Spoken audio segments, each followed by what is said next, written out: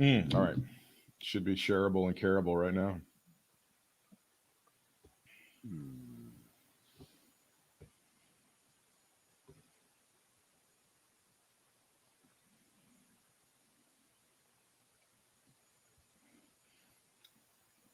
Remember the pejorative nickname that Donald Trump had for Zuckerberg?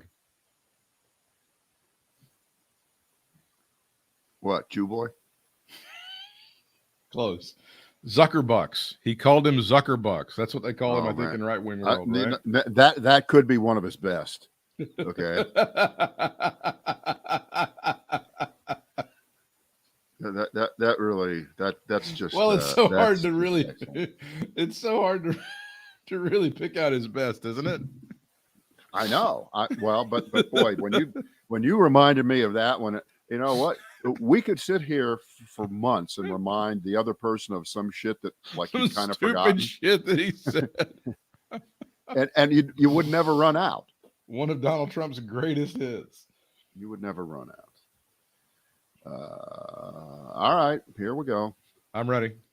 Hang on, I got to get the makeup girl. She's not here. Little patch. All right, it's the Brad and Britt cast. Thank you for joining us. Just before we began, Britt. By the way, we've got a couple now running things here that we need to make sure we don't forget about. Number one is things that are too stupid to talk about. Number two is why is so-and-so dead, but Trump is still alive? Right. Those are both great bits. And number three, shit that you forgot that Trump did or said that when you remind the other person, they go, you're right. Sorry. That was only thing number 8,412 that would come up into my mind. But there's an unending number of things. And I had completely forgotten about the fact, and you reminded me, you broke this one back into my brain. Yeah. That Trump's nickname for Mark Zuckerberg was Zuckerbucks. Now, again, let's not analyze it because, as if Mark Zuckerberg eclipses Donald Trump in greed. Right. Let's not even go there. It's the man's motivated by money, and that offends Donald Trump. Right. Okay. So that's kind of one of his greatest ones, but it's really one of his worst ones because I don't want to tell you. I don't want to burst your bubble. I don't think that was original. I think he got that from some stupid ass right-wing site or so. He's not had an original thought in many years. Britt, what did Limbaugh say all the time? Until I say it, it doesn't matter. Right? Remember that bullshit? Until I die, no one dies. Until I steal it. Okay. It doesn't matter. Right. Now, I think we should use that to go at what Zuckerberg did on Tuesday in responding finally to all the hearings and the revelations in the Wall Street Journal, and the complicity and by the way, this takes the question, what did they know and when did they know it, to a level that will probably never be equaled, because the answer is they've known all the way, probably from minute one, that this has the potential to be damaging. Facebook, Instagram, social media, the use of the information that they get from everyone and they bore into your life and pass it on and sell it and the whole thing. The very reason, if you look for a coffee table on Google, okay, and for 2 seconds, then for the next 3 weeks, you get ads for coffee tables everywhere you're searching. That's another example. That's not Facebook doing it. That's Google doing it. But Facebook, obviously, in the crosshairs here for good reason. And we don't have to go over all of those other reasons. And what I wanted to get to very, very quickly, I wanted to compare what appears to be this almost inhuman quality about Zuckerberg and the robotic PR related bullshit that he put out in trying to shift the blame and just beg just beg for some regulations. Please, you gotta help me here. I can't. I invented this thing. Would you just stop me? I can't stop myself. I can't stop myself. What are you gonna do? All right. And I thought, well, is there anything comparable in history where someone has invented something, right? And it turned, besides something in the movies or Dr. Frankenstein, the nuclear bomb, the atomic bomb. Stop right there. That is the answer. That is the answer. Right. So let me. I decided to do some quick reading here before we started about J. Robert Oppenheimer, popularly known as the father of the atomic bomb. He was kind of one of the main brains behind it, and the difference between Oppenheimer and the atomic bomb and Mark Zuckerberg and Facebook is kind of simple. Not only did Oppenheimer realize all the way through, because he was a rocket scientist, he was a genius, he was a nuclear physicist, right? And he knew what he was developing and felt terrible, horrible all the way through that it was being used for the purposes that it was. And and I don't know if he atoned for it, but there was some sense of shame. Yet at the same time, I think he expressed the regret that he didn't get the bomb out quick enough so that this could be used on Nazi Germany. Okay. But other than that, in terms of having some kind of conscience, Oppenheimer just kicks Zuckerberg's ass. Okay. Because the equivalent Oppenheimer memo in 1946, right after the bomb has been dropped on Japan a couple of times. This is before the Russians reveal that they have one. I don't think they revealed they had it, I think, till 47 or 48, something like that. Then the Chinese came along. But imagine if Oppenheimer had put out a memo equivalent to what Zuckerberg did on Tuesday of this week, or many of the other times that he testified. Oppenheimer would be saying, I don't know what to do. You have to control the bomb. I had no idea. I was clueless. Right. Or at the same time, it would be revealed that, yes, he did know. They all knew about it, and it should have never existed. But can you just control this? It's not my fault that I'm a genius and that I invented something that turned out to be destructive, yet at the same time may have saved the world, but put us on a 60, 65-year path to a Cold War and mutual assured destruction and all those things. So Zuckerberg, right now, he may be at the top of the list of people who have invented something that got completely out of control. I guess we should probably come here with more examples of things like that. But the fact that the first thing that came to this is like Family Feud, okay? Yeah, that was such bomb.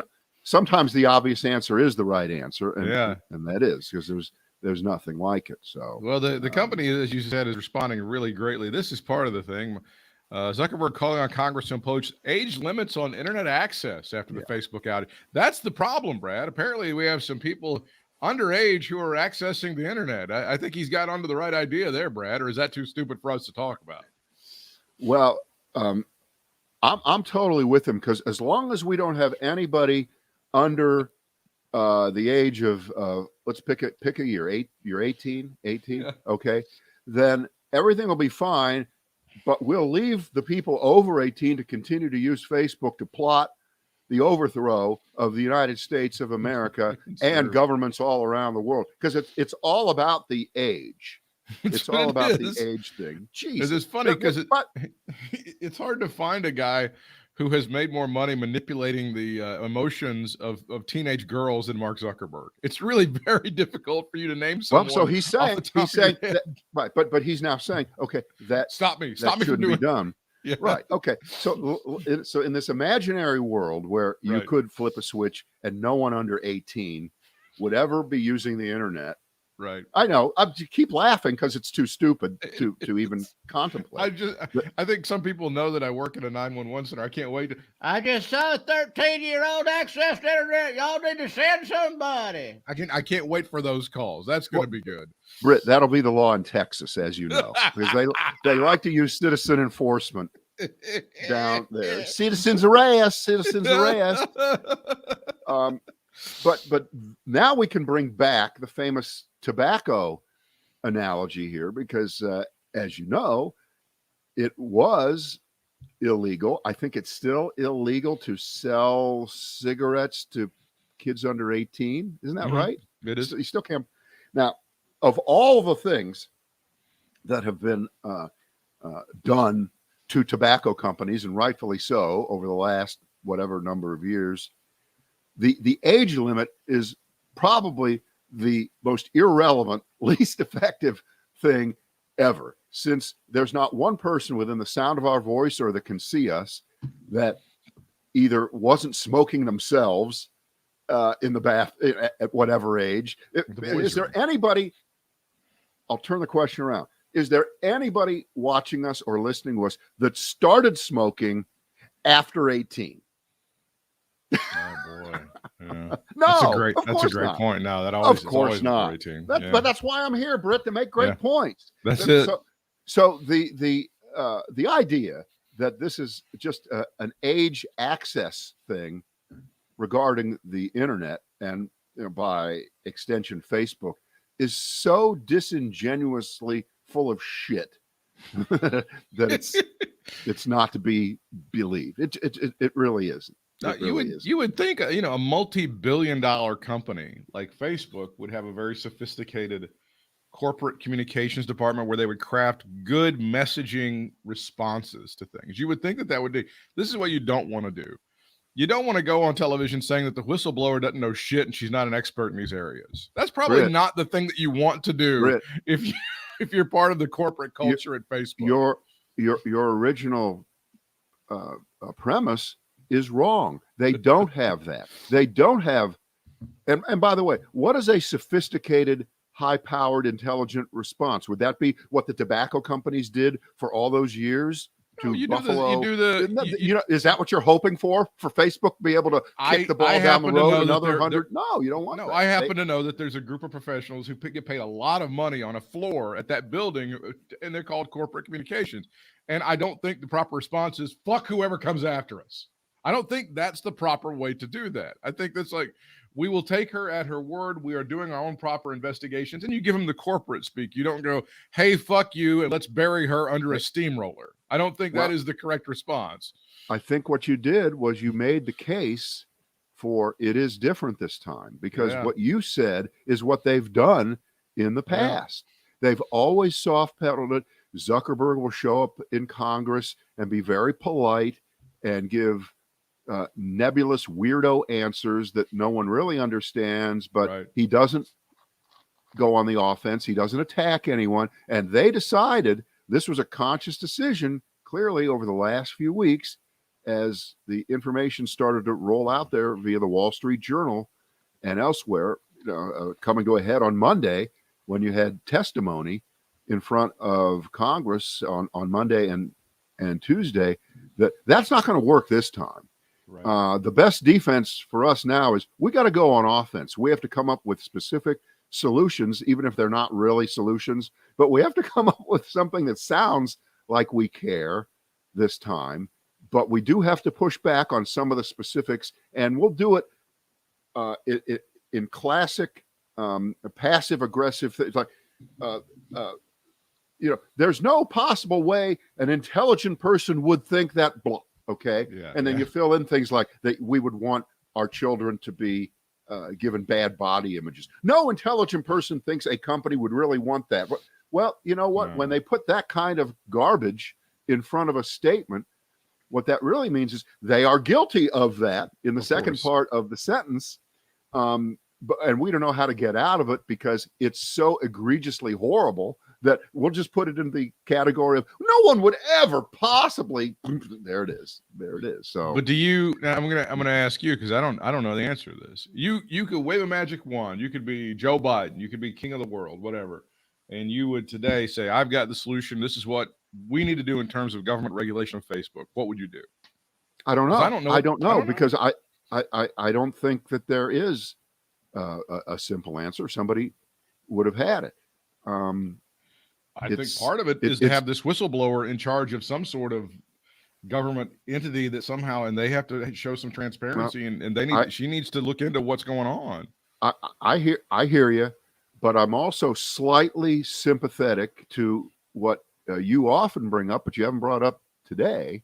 Yeah. Which is, the government will do a great job on this like they do on blank. And, there's certainly a lot of evidence that they may not be the greatest regulators on something that is kind of beyond many of them. I mean, where are the best and the brightest going to work in this industry? They're going to go to work for the government for $112,000 a year, or are they going to keep working for Facebook and Google, for $4 million? Stock options and all that.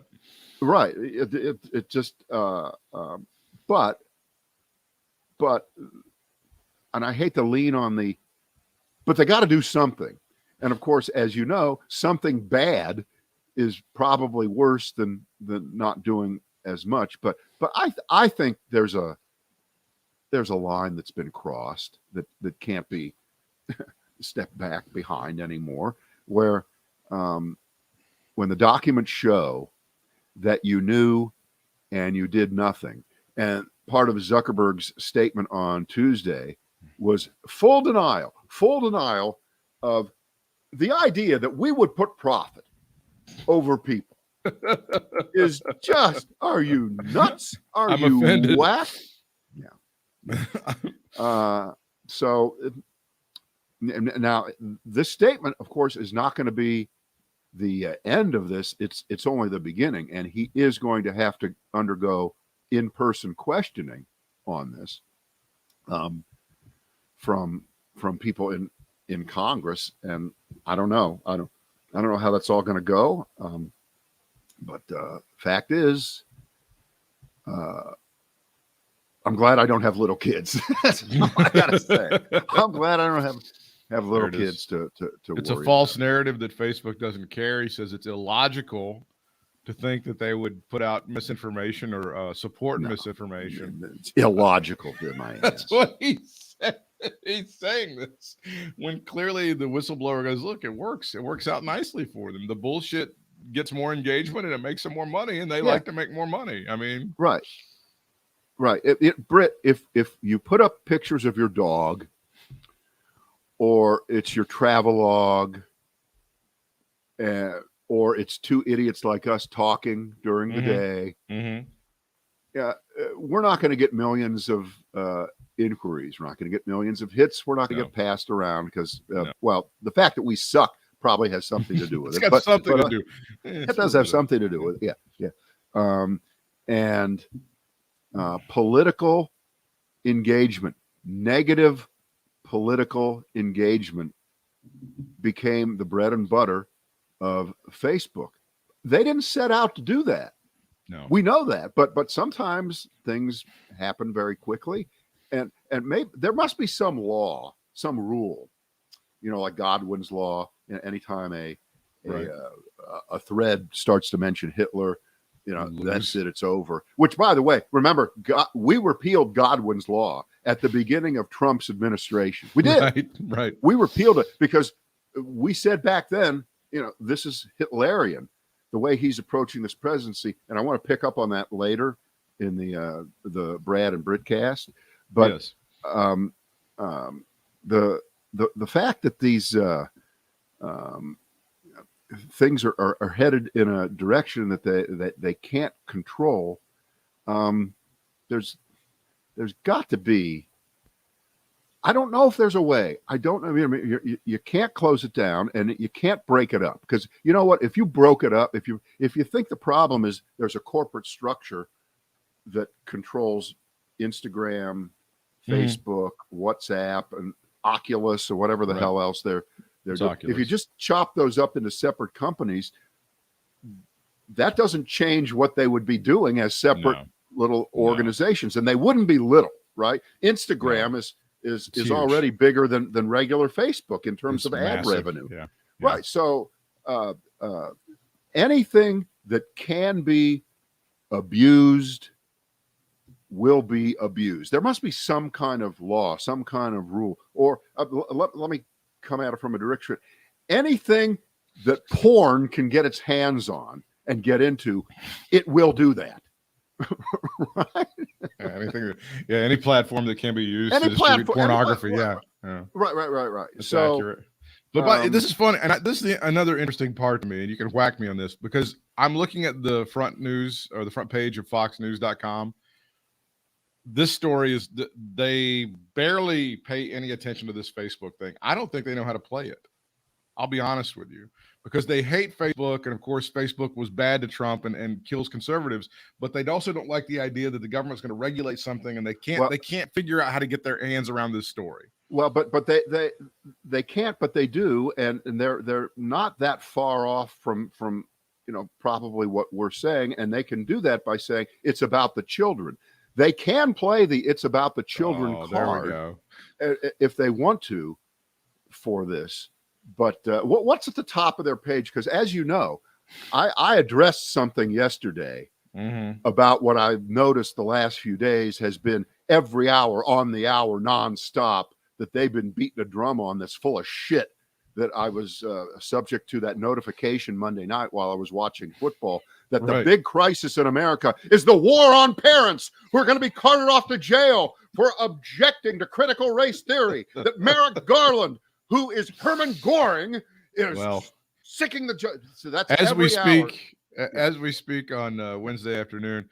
We have had to go with some breaking news about Texas authorities at the home of a suspected Arlington high school shooter. Yeah. And then they've got the Garland story just under that. And then let's see, there's it's the Brian Laundrie thing. Well, so can I just say something? Sure. The armed and the Texas shooting, that just goes without saying. They all do that. That's definitely they all do that. Okay. Of course. So that doesn't count. That's just there. That's just and the Brian Laundrie story, that's kind of just there now also. So they all just run with that. So I would submit to you that their top story still is that the attorney general linked a group promoting critical race theory as DOJ moves against critics. What the fuck does that mean? What the hell does that mean? It means nothing. Do you want me promoting? To click on this? Wait a minute. Hold it, Britt. But I haven't clicked on the story yet. What does that say? That Merrick Garland is the critical race theory guy? Attorney General Merrick Garland is facing fresh scrutiny, Brad, for his ties to a company that promotes the type of content parents are opposing in their ongoing battle with local school boards. I'm going to read that again. So we can disseminate the bullshit. It's important to get granular. He's facing fresh scrutiny for his ties to a company that promotes the type of content parents are opposing. Not anything that the parents are actually opposing, but it's in the neighborhood. We're doing the neighborhood play as they do in Major League Baseball. Because remember, there are no school districts except for maybe one in inner city San Francisco and one in Manhattan somewhere that have ever said the three words critical race theory in a classroom to a kid. But go ahead. Now, go ahead. I want you to follow this tie. This is a very strong tie. As noted, the New York Times reported in 2018 that Garland's daughter Rebecca had married paranormal co-founder Zan Tanner. Okay? He's the co-founder of Panorama. Panorama. I'm going to get this right. Panorama's ties to CEO Mark Zuckerberg have also inspired skepticism as his company has come under fire for the way it uses data and impacts users' psychological data. So this Panorama apparently... Where does critical race theory come in there? Well, apparently Panorama's contract was part of a broader $78.8 million investment of coronavirus relief directed towards a welcoming and culturally responsive environment for students. Brad, the tie could not be more clear. It could not be more clear. Shoot me now. Shoot me now. Is it rabbit season or duck season? Shoot me now. Rabbit season. So his daughter married somebody who's with Panorama, and Panorama is doing something and it's not good. Fox News viewer, be afraid. I'm Fox sorry, News viewer, Panorama. be afraid. Hang on. First of all, the name Panorama, that was the name of the show hosted by Maury Povich in the 1980s on Channel 5 in Washington. Okay, before Panorama. he lost his mind. Right. Back when people before he met that Connie Chung, that Chung person. Right? Back when people in DC were going, is that Shirley Povich's kid? That's what Right. that's what that was in the 80s, correct? Right. All right. So we don't have to read any more details. All it does this is strong. That's just another. I mean, this is their new fake culture war bullshit thing that they are pushing out hard. Yeah. And of course, if you read in regular normal media beyond that idiot right-wing bubble about what the Attorney General has said and what he has asked around the country, if the federal government has some role in making sure that people who are on school boards, who are elected officials at the local level, are not subject to threats and violence by people. Okay, emphasis, people. It doesn't say parents. We have to get right. And Fox, the right, they're trying to weaponize this. This kind of it's just sickening. Do you think it's getting any traction? Do you think it's getting any traction among their viewers? It's not going to get traction. It's not going to get traction in any kind of literal sense. But as we all know, it doesn't matter. It's just part of the pastiche. You just throw it out there of paranoia. And then it gets carried. It gets carried on a million. It gets carried on a million Facebook posts, right? Like we're back to the beginning where people just, this is bad. It's terrible. It's right. I think Merrick Garland should have told his daughter, you can't marry that guy. I just think she should have done that, and I don't know why he didn't do that, Brad. Right. See, but I don't even argue the merits of it because it's too stupid. It is too stupid to talk about, because remember, all of this in the end, stripped away, is about getting Donald Trump reelected president. Okay. Yeah.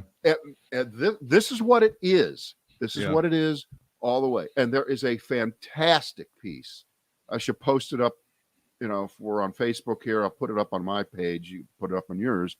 A great piece by Jonathan Chait today out of New York Magazine. And it's pretty damn binary, and it's pretty damn accurate, I think. Anybody fighting Joe Biden is helping Trump's next coup. Okay? And it's there. It talks about all the people who, even if they came out after January 6th and denounced Trump for 5 minutes, 10 minutes later, they were back in the fold, whether it's Nikki Haley or Mitch McConnell or Kevin McCarthy, Lindsey Graham, all of them, every one of them. Britt put it up on the screen if you're watching us. We'll post it, or you can find it if you have Apple products and you get the Apple News thing. It's there in the New York Magazine. It's easy to get, but I think it's absolutely accurate. And he references the Robert Kagan piece from 2 weeks ago in the Washington Post.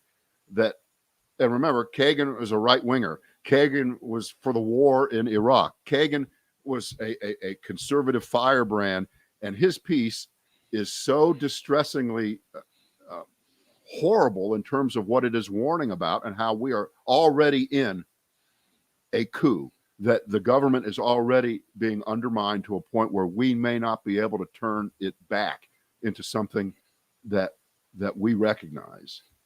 He writes, what's striking is how few Republicans accept the idea that the insurrection has fundamentally changed anything. None of them are acting as if their party poses any danger. Most of them are carrying on as if their next Republican nominee might be somebody like Nelson Rockefeller. That's what Chait's writing in the No, see, Britt, the difference is Nelson Rockefeller was really rich. He really had the money. Oh, that's so sad that Trump fell off of the Fortune 500. That is really a shame, isn't it? That hurts. Why and by the way, even more of a reason to get him back into the presidency where he can start making money the old-fashioned way. Make Trump rich again. What are you people doing? That's what we have to do. Shoot me now. That's what has to happen. Speaking of old media, this report that has come out that says the One America News Network, which is full of crazoids that really support the insurrection, that's almost entirely funded by AT&T, Brad. That's what they've come out in some documents. Yeah. A Reuters great. review. Another fucking stock I gotta sell. Shit. A Reuters review of court records shows that AT&T played in creating and funding OAN, a network that continues to spread conspiracy theories about the 2020 election and COVID-19. Robert Herring Sr. is your bad guy. He has testified that the inspiration to launch OAN in 2013 came from AT&T executives. They told us they wanted a conservative network. They only had one, which was Fox News, and they had 7 others on the other left-wing side. When they said that, I jumped to it and built one. Since then, AT&T has been crucial in funding a crucial source of funds flowing into One America News Network, providing tens of millions of dollars in revenue, Brad. According to court records, 90% of OAN's revenue, that's 90, came from a contract with AT&T-owned television platforms, including DirecTV. So thank you, AT&T, for helping to fuck up America and spread misinformation and disinformation. But by the way, do appreciate it. I can't wait. I can't wait for John Oliver to get a hold of this on his next show, because he beats the shit out of AT&T. His parent company. They haven't gotten rid yet of HBO. You know that it is going away. They are splitting it off, but it's still part of AT&T. I mean, this is terrible. This is really just a terrible thing, because you know what it does? It really does feed into what I think you have to argue would be left-wing conspiracy theories about the media. However, in this case, this isn't a conspiracy theory. This is just a financial fact. Yeah, this thing doesn't exist without financial AT&T. fact. This thing on its own accord. And again, there's going to be some people who they kind of just dismiss this as, oh, there's MSNBC and then there's this one over here. And it's not in any way the same thing. It isn't, because, by the way, those other networks that you just named, and by the way, even Fox itself, are not wards of the state.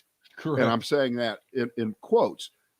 OAN, this piece of crap, nothing, is a ward of the state of AT&T, right? They keep the channel on their platforms, including DirecTV, when no one would carry it if probably they didn't get that kind of extra little lift. Although I did, on my TV, I think that like the Roku channel carries all that kind of shit. I didn't realize this until a few weeks ago, so I really wasn't looking for it. But one day I'm going through that menu and I look at the Roku channel, and sure enough, there it is. It's a long thing, and it's got OAN, and it's got Newsmax, it's got all that crap. Right. It's all there. But this is a bad story. It's just a bad story, and I don't even know if I don't think that guy is there anymore. I think he's long gone. It's the parent company of One America is Herring Networks. That guy Herring. Yeah, there you go. So he wasn't an AT&T guy, but somehow he sweet talked them into, I don't know what the fuck that was all about.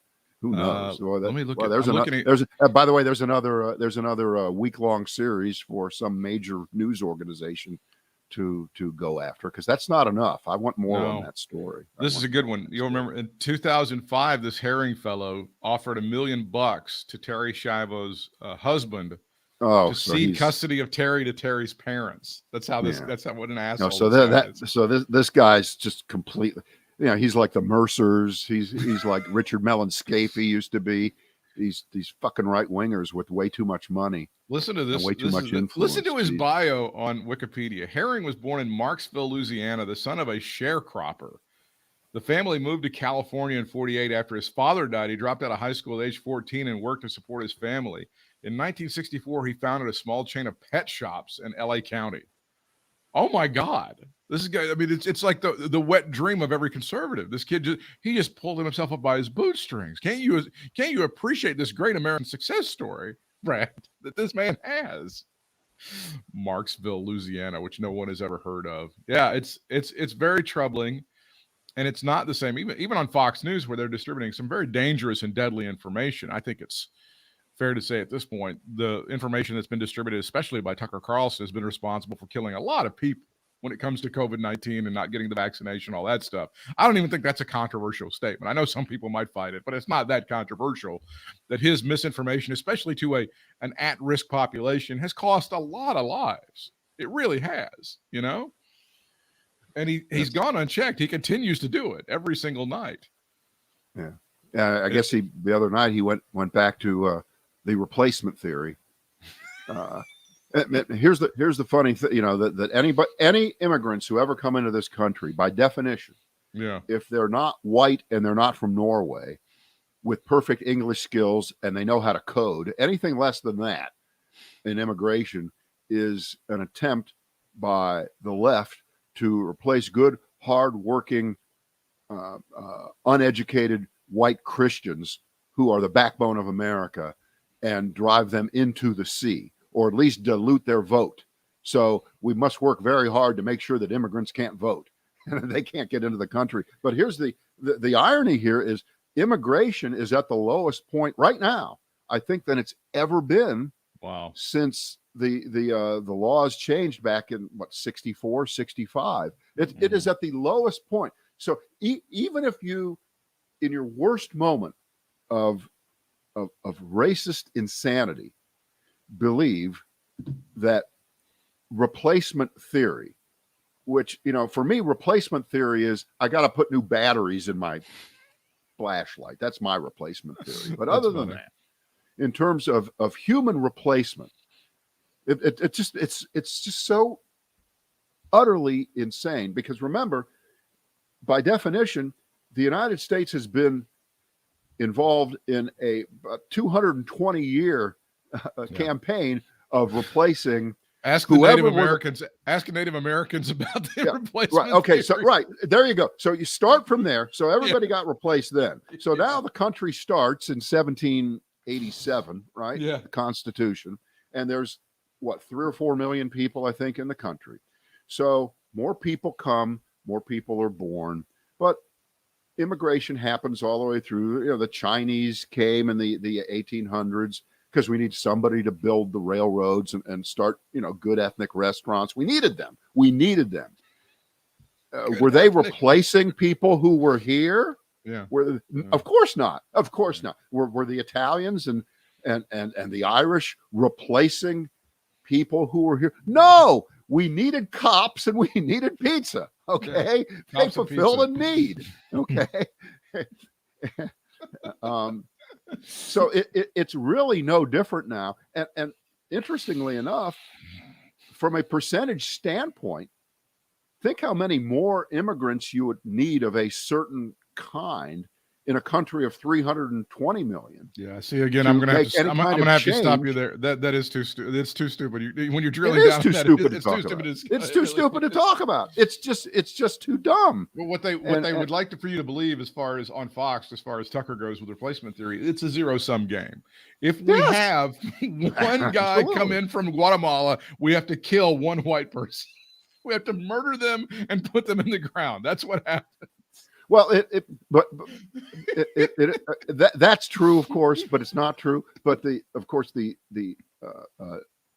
appeal of it to folks who would go along with it is that if you've got 10 white people who vote a certain way, if 1 or 2 or 3 people who don't look like them or may not vote like them come in, now you have 13 people. And you've only got 10 out of 13. You've only got 80%. You don't have 100% anymore. We diluted it. More than right. And of course, this is just completely insane. It's insane, but it's idiotic. He loves it. It's like his default position. And the more that the more he gets, because I don't think anybody in management has said, maybe you should just take it easy and back off a little on the replacement theory. Nobody's doing that, obviously, at Fox headquarters. But the more he gets criticized from outside, the more he that loves isn't it. even a discussion. That's not right. a discussion.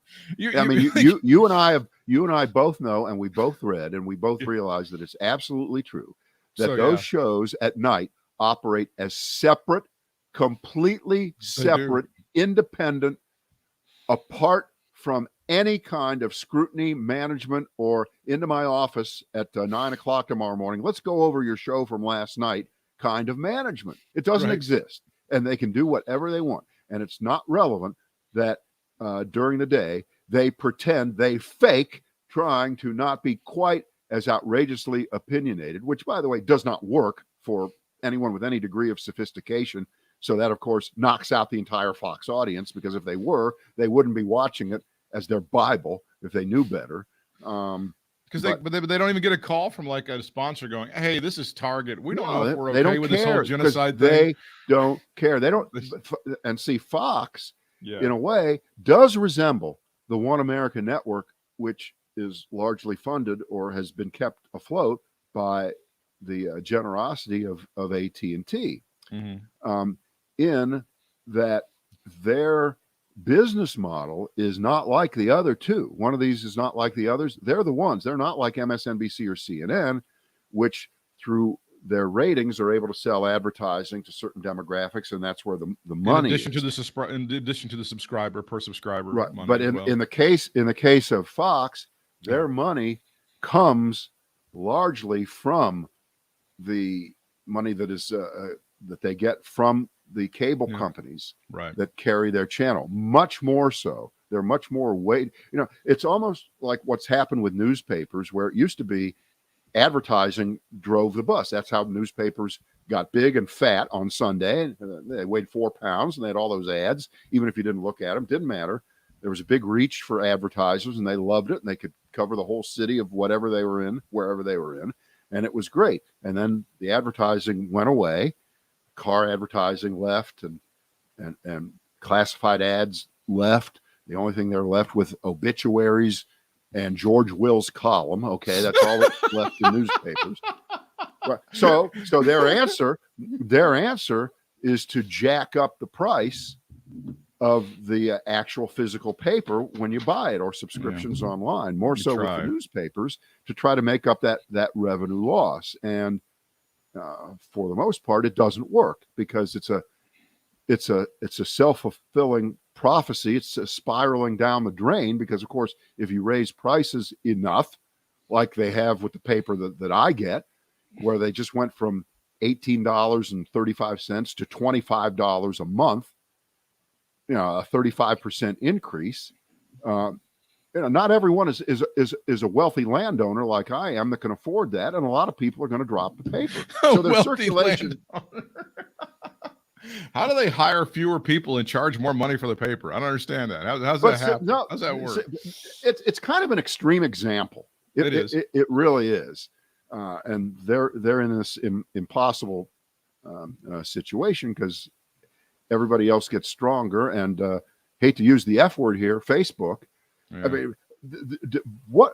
Give me your gut feeling when you hear someone say, number one, I get my news from Facebook, or when they say something stupid, it's because I saw it on Facebook. And by the way, I think society's over. That's what I think when I hear that, because I hear it a lot of things. We're done. It's over. And I know. And see, sometimes it's my mom. Sometimes it'll be like something, or like she'll just. I hate the copy and paste shit, because now I'm seeing the thing that you were talking about last week about the $600 transactions at the bank now. That's what I'm seeing now, is that people are just like, without any sort of examination at all, that it's going to be $600 and Joe Biden's going to be up your rectum and all this other shit. So I'm not encouraged. Let me put it that way. Finally, we'll finish with this one. Top Trump aides reportedly preparing to resist January 6th subpoenas on the orders of the former president, including Western North Carolina's shittiest representative ever, Mark Meadows, in addition to Steve Bannon, Kash Patel, and Dan Scavino. They're just going to say, thank you, Congress, but we have a golf game that day, or I was going to eat I'm going to eat a Philly sub that day. Can't make it. Right. I don't know what the leverage and the legal procedures will be this time around when these people refuse to cooperate with lawfully issued subpoenas that everyone else has to abide by. I don't know. I mean, as we all know, that was the playbook for the last 4 years. and now into the 5th year of Donald Trump's reign, which is never cooperate, never, ever speak, keep it to yourself, delay, delay, delay. And if you delay long enough, the game clock will run down to 0. And clearly that's the plan here, to not cooperate. And can these people be thrown in prison? Can they, I don't know. There are all kinds of, now clearly when Trump was president, it was his Justice Department, and they weren't going to come down on people. No, they weren't going to help the Congress enforce any kind of rules. And so I don't know. And of course, then there's that time problem. It's the time problem. Here we are in the fall of 2021.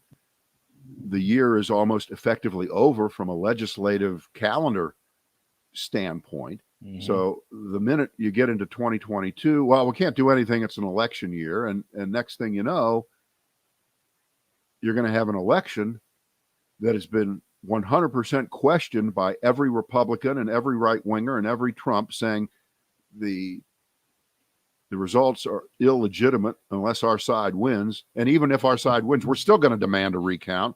One day they'll write a book about that one. Holy shit. We want recounts on stuff that we won. And, this could get buried in the background. I think the more important, or at least for me, I'm trying to look at it this way.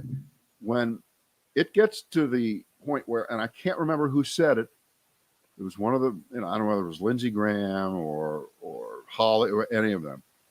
They actually use this kind of phraseology. The January 6th, it's really just another day on the calendar. Why are you making a big deal of it? Oh my God. I want you to think about what I just said there. Now, and of course, when I first heard that, I thought, oh my God, can you imagine if in July of 1942, someone came along and said, December 7th, that's just another day on the calendar. September 11th, just another day on the calendar. Honestly, that's like way worse than, Congressman Elon said, well, some people did something. That's like way worse just saying January 6th is another day on the calendar. Holy shit. Which, by the way, she did apologize for. She did. She did apologize for that. I mean, I'm not a big fan, but she did. Yeah. She did apologize. Oh, by the way, remember, that's another tenet. Never apologize.